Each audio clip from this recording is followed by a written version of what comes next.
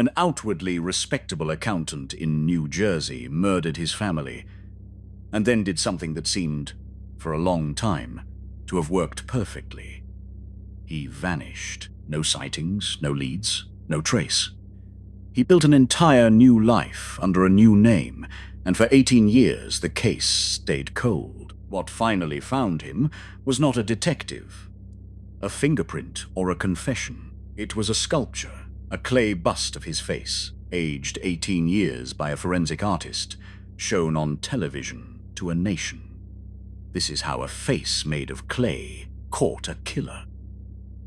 To his neighbors and his church, he was a model of respectability, a religious, orderly family man in a large house, an accountant who projected control and propriety. Behind the facade, his life was collapsing.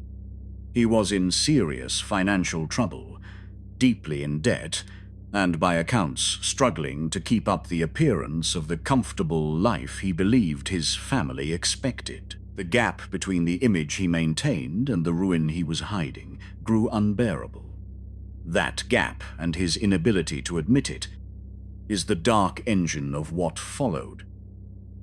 What makes the killing is that the crime was not a sudden explosion of rage, but a cold, deliberate plan. Rather than face financial ruin and the shame he was convinced it would bring, he decided on an unthinkable course, and he prepared for it methodically. This account will not dwell on the details of the killings themselves, out of respect for the victims, his own family.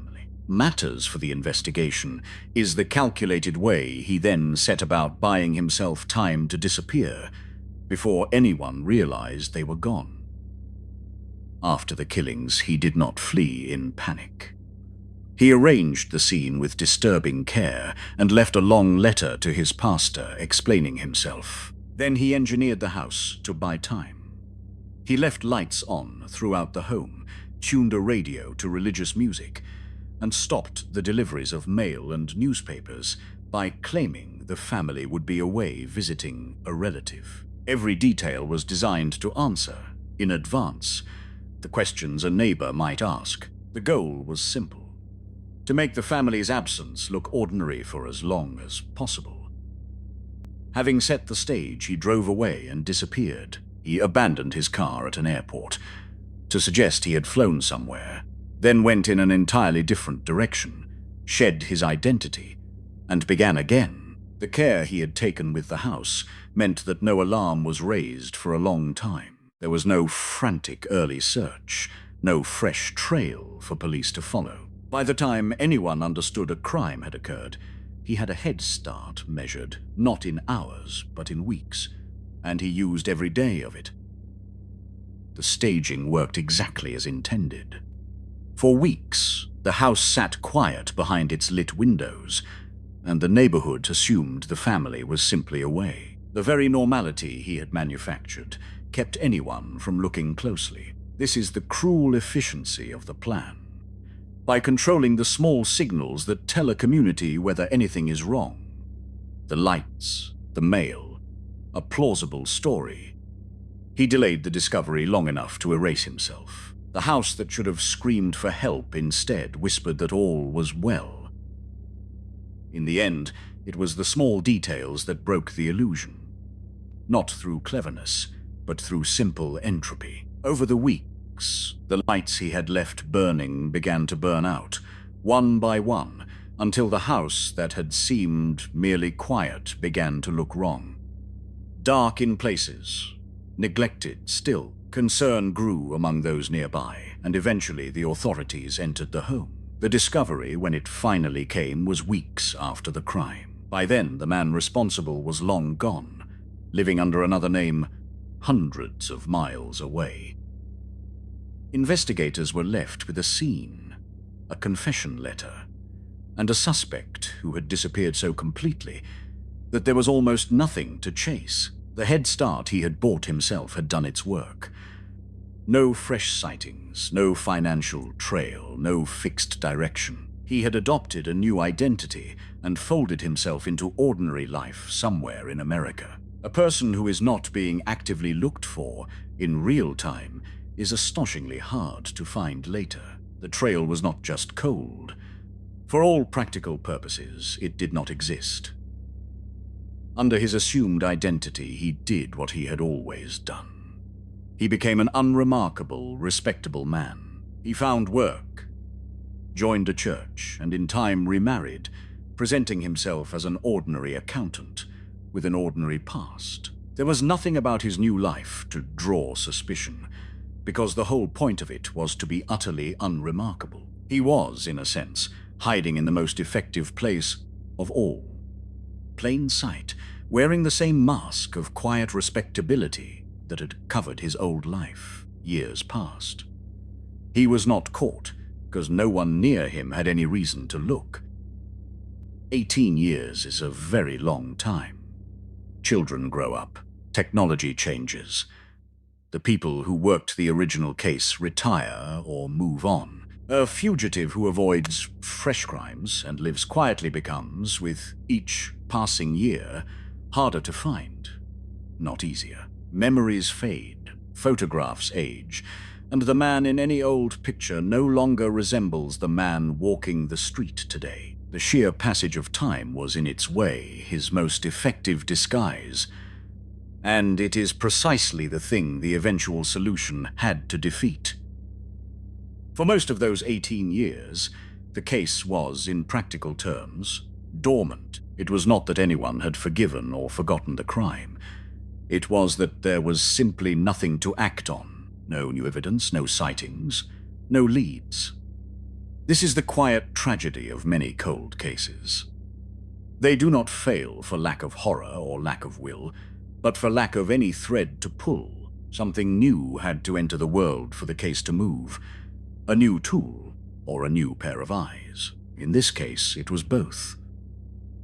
By the late 1980s, a new instrument had appeared. A national television program dedicated to profiling unsolved cases and fugitives and asking the vast viewing public to help. Turned every living room into a potential lead. For a case like this, a man hidden not by cleverness but by time and anonymity, such a broadcast was uniquely suited. If enough people saw an accurate image of what the fugitive would look like now, someone, somewhere, might recognize a neighbor, a colleague, a member of their church. The problem was that no such image existed. This is where the case turns from detective work to art and science combined.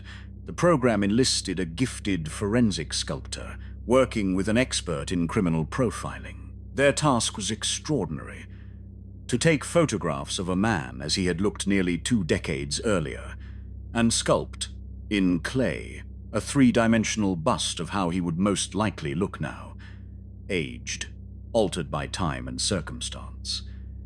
It was not merely aging a photograph. It was reconstructing a living face that no camera had ever captured. The sculptor and the profiler did not just guess at wrinkles. They reasoned about the man, his personality, his habits, his self-image, to predict how he would present himself as he aged. Rigid, conventional, concerned with respectability, he would likely wear a certain kind of sober, practical spectacles. His face would settle in a certain way. The finished bust even wore glasses chosen to match the type such a man would choose. It was a portrait built as much from psychology as from anatomy, a prediction of a face rendered in clay. The detail of the glasses has become the emblem of the whole achievement, and rightly so. It captures what made the sculpture work. It was not a mechanical aid to sculpture work, but an act of understanding a particular kind of man so well that even his choice of eyewear could be anticipated. When the bust was eventually set beside a recent photograph of the fugitive, the resemblance, down to the spectacles, was uncanny. The profiler had, in effect, reasoned his way to a face the man himself had grown into over 18 unseen years. The bust was featured on the television program and shown to a national audience. alongside an account of the crime and the long disappearance. In that moment, the case's greatest weakness, that the fugitive had melted anonymously into ordinary life, became a strength. Because he was living openly and unremarkably, the people around him saw him every day. All that was needed was for one of them, watching that night, to look at the clay face on the screen and feel a jolt of recognition. That is exactly what happened. Among the many who watched the broadcast was someone connected to the fugitive's new life. A person who knew the quiet, respectable accountant living under his assumed name. Looking at the sculpted face and its careful glasses, they saw not a stranger but a man they knew. The resemblance was too strong to dismiss. A call was made to the program's tip line. After 18 years in which no detective, no database, and no chance encounter had found him, it was an ordinary viewer recognizing a sculpture, who finally did. Acting on the tip, investigators located the man living under his new identity, working his ordinary job, wearing, as it happened, glasses much like the ones on the bust. He calmly denied being the person they were looking for. His new life had been so complete, so unremarkable, that on the surface he was simply a middle-aged accountant, with a wife and a routine. But the recognition had brought the law to his door for the first time in 18 years, and there was now a way to settle, beyond any denial, whether he was who they believed him to be. He insisted they had the wrong man, but identity, unlike a face, does not age. His fingerprints were taken and compared against those on record from 18 years before. They matched exactly. The respectable accountant and the man who had murdered his family and vanished were, beyond any doubt, the same person. The sculpture had found him. The fingerprints proved him. Two very different kinds of forensic science. One, an act of artistic prediction, the other cold and mechanical, had together closed a case that time had nearly buried forever. He was returned to New Jersey, tried, convicted of the murders of his family, and sentenced to terms that ensured he would never be free again. He would die in custody years later. After 18 years of a borrowed life, the reckoning he had so carefully fled arrived at last.